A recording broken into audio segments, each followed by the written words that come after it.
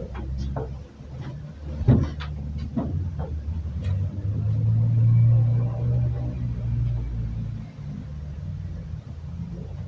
I go? Alright. So, hello. I'm Kata, Knežníková, and I am a printmaker from Slovakia, basically. And I'm going to introduce 3 projects and a little pattern that maybe goes through all of them in like this topic that I might be really going through. So you may have noticed this at my studio, which I was working on, which is visual identity, material based. And I want to go and talk about this project, which is visual identity for a documentary. It's basically a debut of this young Slovak-based director, and just shortly said, the documentary is about perception of war during the peaceful times. So it's about this like military pattern becoming normalized within society. And because we were working on it just before the war at the Ukraine started, we really needed to think about it, like how to show it. So I was working on this visual identity, which is literally made of gelatin. So it's very materially constructed. It's literally gelatin, as you can see. And this is how it was made. I don't know if it's too big, but it's made of this plaster and literally making it into gelatin to really make this whole topic a little bit more ironic, and to make this visual identity to really attract you in a way which you find it nice and romantic, but then you really find out what it's really all about, which is not that nice. And this is the work from the process, and this is how nicely it was decaying as well, because it's very it's biomaterial, so it decays. So and that's the next thing, where we were using the soldiers, little toy soldiers, because usually it's these this problem really comes within using the military objects like toys to really normalize the matter of war, which is very complicated. And we also, well, I shot it on the mirror. So this is picture from the process. But if you notice, the soldiers are also in yoga poses. And that's what we were really aiming for, to really make this effect or this aha moment where you really realize that it's not that nice and funny. There's a little play with the soldiers. And this is the final poster. And the effect was actually quite nice, because people, when they came to the cinema, at first they were like, oh, wow, that's nice. And then they noticed the soldiers and they were like, oh, okay. And then when they came out of the cinema, they were quite shocked what it was about. So that's like the really I was What's the name in English? Oh yes, it's right at the beginning. So it's territory of imagination, because yeah. So so that's the one project I wanted to show you about. I wanted to talk about, because there's this like one pattern I'm going for. And this is the second one, which you may notice. I brought this book, which I worked on maybe a year, 2 years ago. And it's basically about fountains in Slovakia, where we did this research on modern fountains, mainly focused on the topics of like social gatherings around them and the meaning of the fountain as a social architecture, really. So these are the pictures. It doesn't matter because I'm going to talk about something else, and it's this.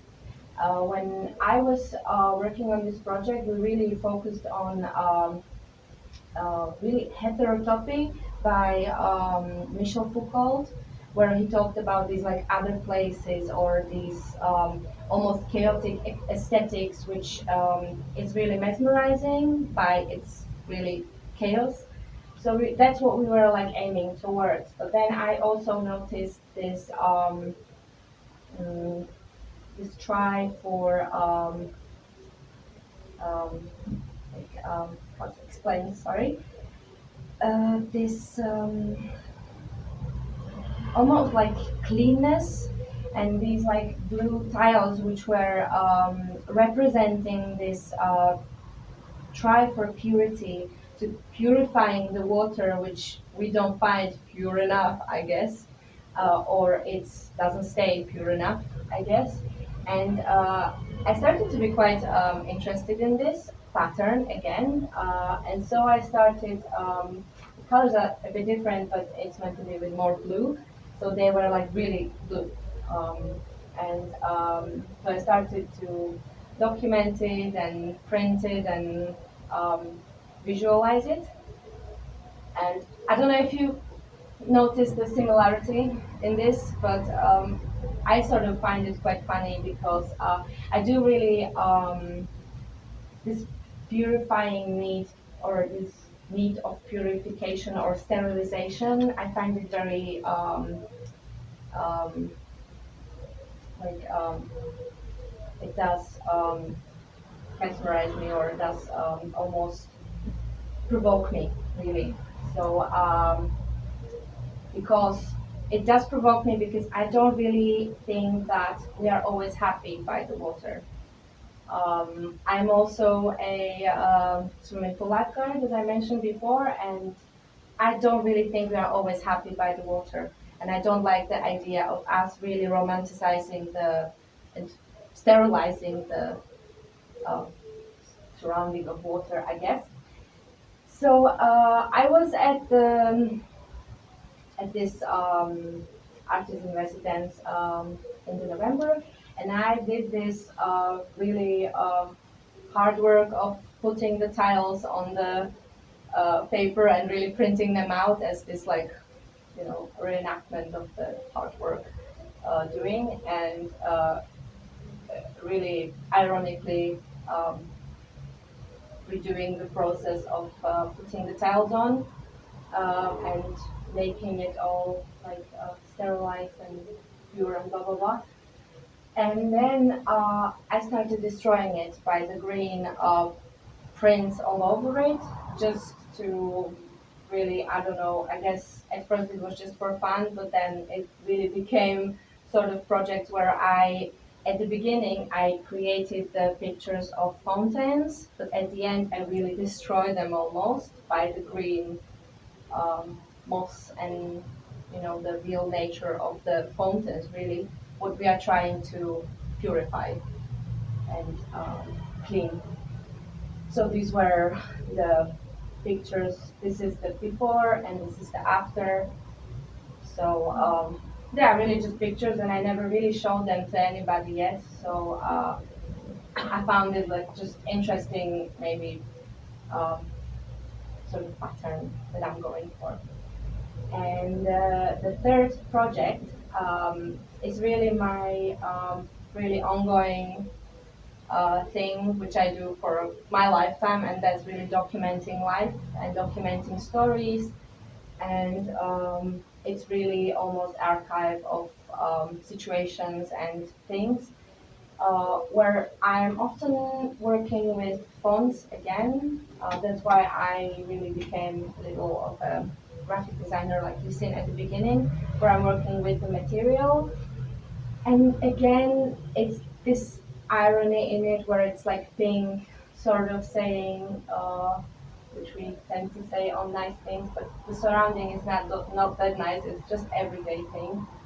Um, or this one, depressed but well dressed. So I really think that I'm going for this um, narrative of us not being happy all the time and life not being so pure and happy all the time, but really almost um, it says, I want you more than myself. So it's almost this, I guess, therapy through making it more transparent and acknowledging the situations we are going through every day. Um, so this you might seen before, and it's pretty much just composition of the fonts and like writings and pictures, which are very intimate. I really go for depicting what's happening within my community, but also how it becomes a social deconstruction and really how it touches the social politics in general. Um, Special life, special prize, that's my favorite one. Um, so these I either print or um, I engrave them into other materials. And just recently I started painting on the bigger scale, like 2 meters something, and pretty much one of the first pictures I made is something that you wouldn't really want to see as a picture. So I guess it's again me trying to visualize something unwanted in our lives, which is mess, which happens on everyday basis. So yeah, I guess this is my studio, and this is one of the other pictures. It's still unfinished, but it's gonna have a head, but she's like leaning and almost falling on the chair. And it's almost always girls and women as well having these situations where they're not in their best life, I guess. This one is also 2 meters big, and it's from the swimming pool as well. Not being happy at the swimming pool. Um, so yeah. Oh, and also I don't know if what's the time, but I have like a bonus track if you want it, but I can end by now. I don't know what's the timing. Should I go? Okay, so the flip books. I have some collection of the flip books here you might have seen before, and I just thought I might really fast explain what's going on there. So it's this collection of little books that you can flip through, and it matches my shirt as well. So they are about these also situations. It says this one particularly is oh, the first picture is missing, but these are the ballerinas doing their rehearsal, and she's saying, so if the magic fairy could come to you, would come to you, and you could wish for a wish, what would you wish? And she says, well, I don't know. Can she tell me what I want? So it's sort of about this feeling of not really knowing what you want, but really it's okay not to know what you want, I guess. So this one is about the price tag on the little Buddha statue that you have in the shop. So what's the price of us having the this self care of buying the statues of Buddha, I guess. And this is a Pokemon doing the TED talk. So again, I don't know if you noticed the pattern, but it's always about this try to heal yourself somehow. Um, and this is a tarot card. Really, you scrolling through the phone, through the tarot card. It's just a picture, but you can see it on the flipbook. Moving. Oh yes, that was meant to be at the beginning. So it's the story about the magic fairy. And at the end, I made this whole book about it, so you can flip through one way or another and really see how it's the story and the narrative is sort of changing. So yeah, I guess that's all about my work. Thank you. Thanks a lot. Can I make you a question? Yeah. This, both in the pictures, in the phrases, and in the drawings, is it from material or it's things that you Well, the pictures that you take and the phrases, You mean these the ones? sentences. You mean these ones? Even the sentences, do you write them or is this one material? Um, Well, it's different. It depends on occasion. It depends on what I want to say. Like here, it's made from material. It's literally made from this like pink foam. Here, But no, it's not.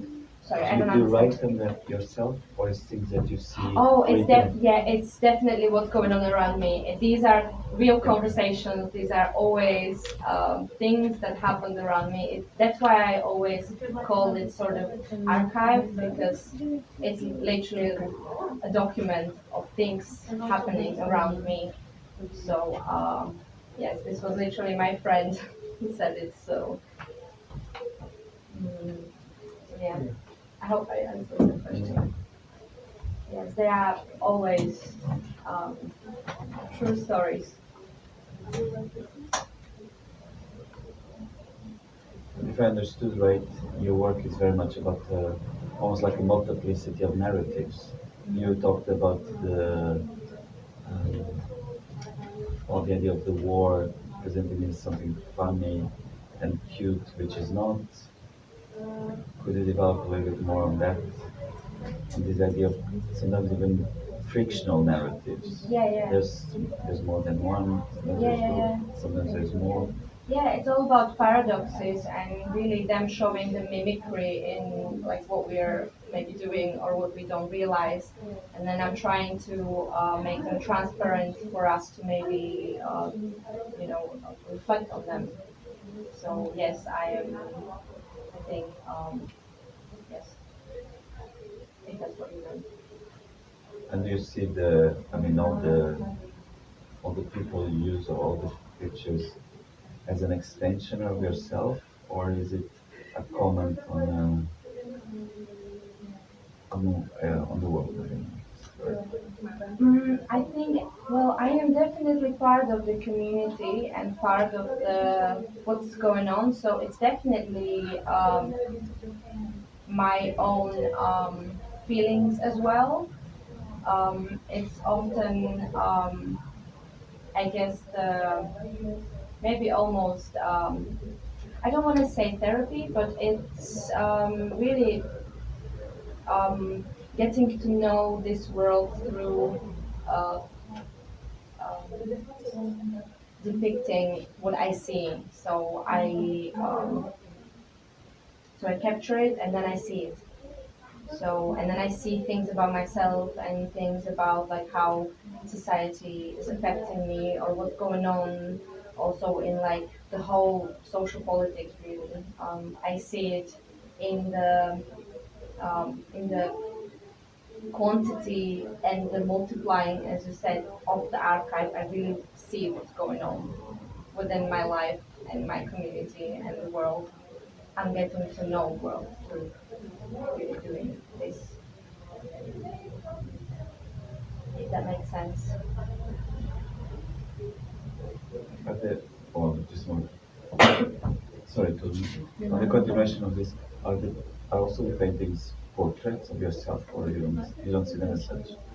Oh yes, definitely. Especially the girls' part. Yes, yes, they are always really going through these unpretty situations where you're like lying on the bed, really being all messy and not really a nice, pretty good girl. I guess I find myself very much in these situations, and probably that's the way of me almost coping with it. So. Um, So yeah, they're also almost all of them are really true um, portraits or like true I'd say like captures of my friends, literally my friends and my family, what's going on around me. So I guess that's true reflection of myself as well.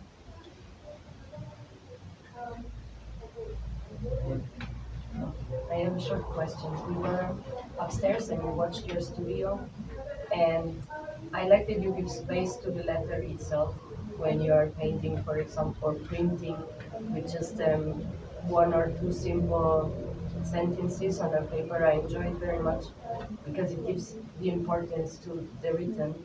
But I was wondering, since when did you start also to write this stuff in English? Because I guess in the beginning it was just in your language, right? And what was the reason for also writing it in English? Mm. That's quite an interesting question because I actually think that I was also doing it in English, right? When I was at university, I was doing some things in English, some things in Slovak, probably because, I mean, we um, talk a lot in English with like, people we know that are foreign. So I am used to English pretty much. And also some things are making more sense in English. When you learn a different language and we just had to talk the other day about this, that when you learn different language, you also learn new words for new emotions, which you never even knew before.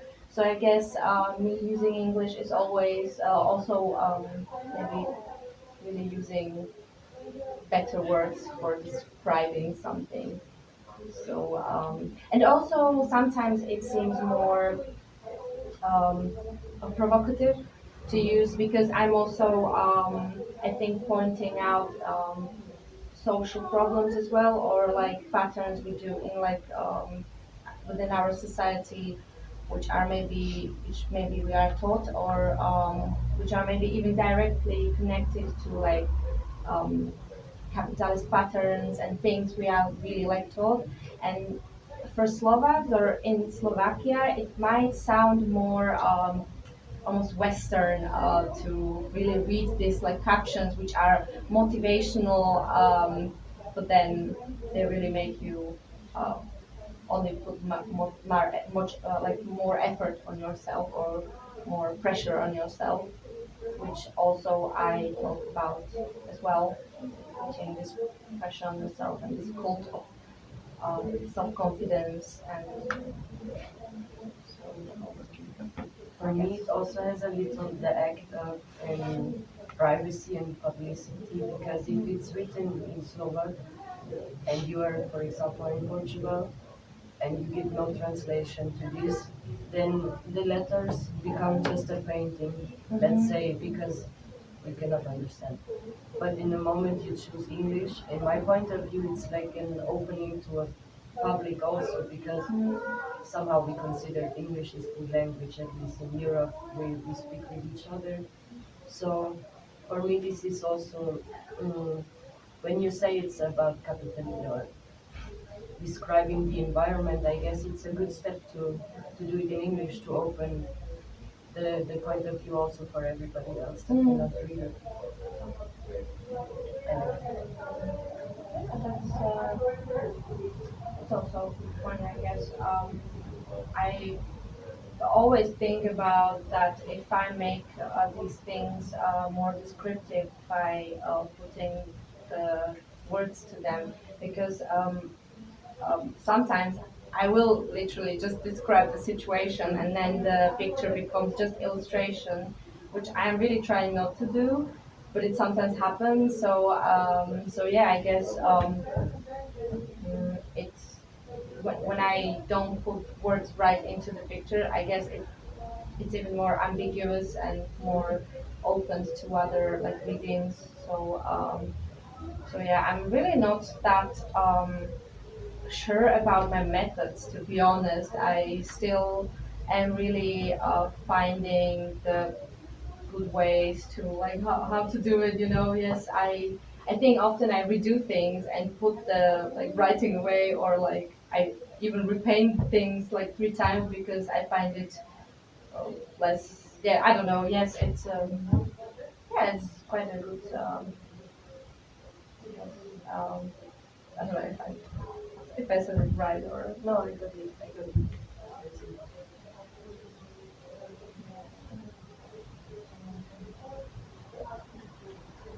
Thank you.